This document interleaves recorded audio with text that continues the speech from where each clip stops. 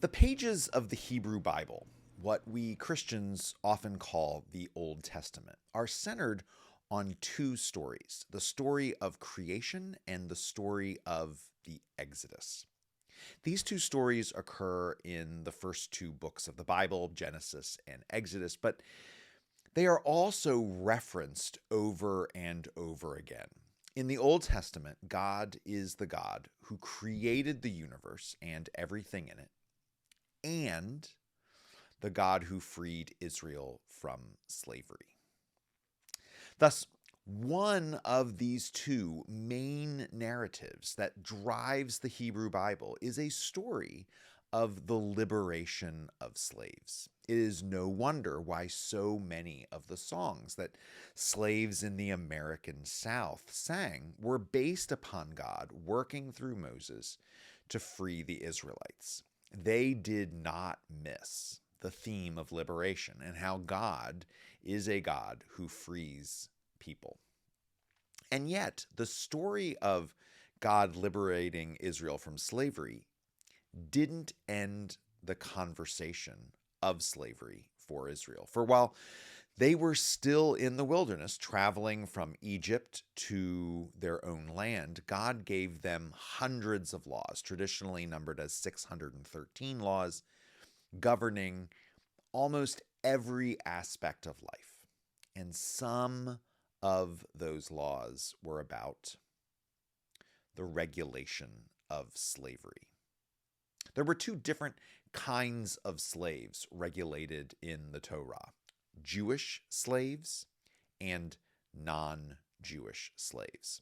A fellow Jew could make a decision to sell himself into slavery if he was so in debt that he couldn't get out from under it.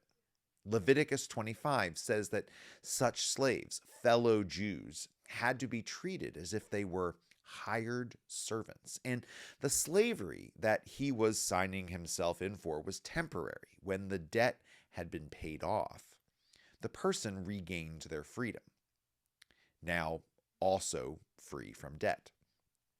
Because this kind of slavery paid off a debt with service, you could look at it as a paid position. It's just that their pay was going 100% towards the debt they had incurred. When their days of service paid off the outstanding debt, they were free to go. The Hebrew Bible also had embedded within it the year of Jubilee, when all debts were wiped away, all property was returned to its ancestral owners, and all fellow Jewish slaves were set free. The year of Jubilee was to occur every 50th year. It was a clarion call for freedom. It was a twice a century get out of debt card. It ensured that no Israelite would get in too far, too deep, and that no Israelite would wallow in slavery in perpetuity. I will say that there is zero evidence that the year of Jubilee was ever actually practiced, but at least it's in there as the biblical intention for Israelite debt slaves. But as for non-Israelite slaves, it was a totally different story. Your slave and your handmaid, who belong to you from the nations that are around you, from them you may buy a slave or handmaid, and also from the children of the settlers who are resident with you. You may buy from them and from their kin groups that are with you, and give birth in your country, and they will be your holding. You may have them as a domain for your children after you to possess as a permanent holding.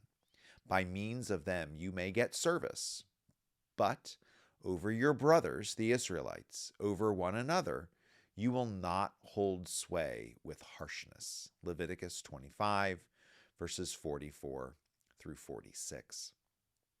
Foreign slaves were able to be bought and sold, handed down as property from one generation to another.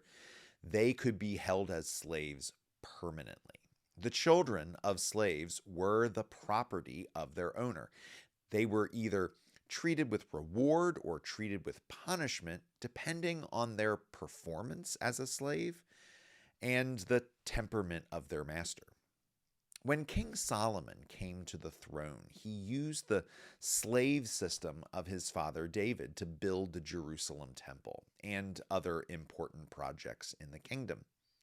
At first, these slaves were to come from the conquered Canaanites. When Israel became strong, it made the Canaanites into a workforce, but it didn't possess them all, Judges 1:28. In other words, after the conquest of Canaan by the Israelites, after the Exodus, they didn't kill or drive all of the Canaanites out. There were some left behind, and so they were enslaved.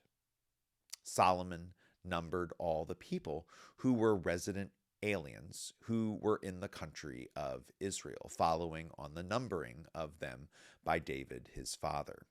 They were found to be 153,600. 2 Chronicles 2:17. Solomon had a census taken of Israel, as his father David had done. He found over 153,000 people who were foreigners.